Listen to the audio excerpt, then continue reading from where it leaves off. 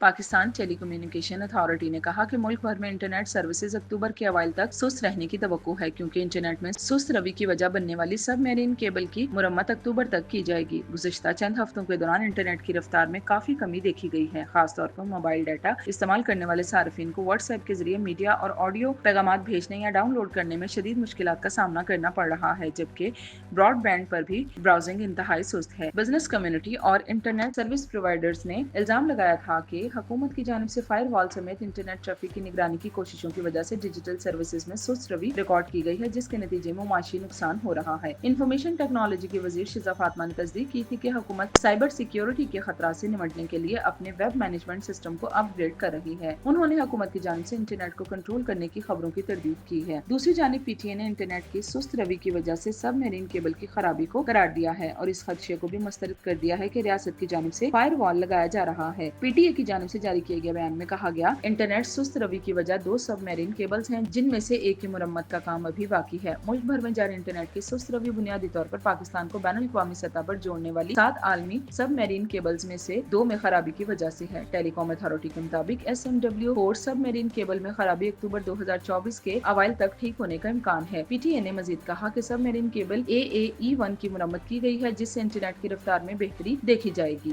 یاد رہے کہ گزشتہ ہفتہ پی ٹی اے کے chairman major general retired Hafeez ur Rahman نے کہا تھا کہ سب میرین کیبل کو 27 اگست تک ٹھیک کر دیا جائے گا۔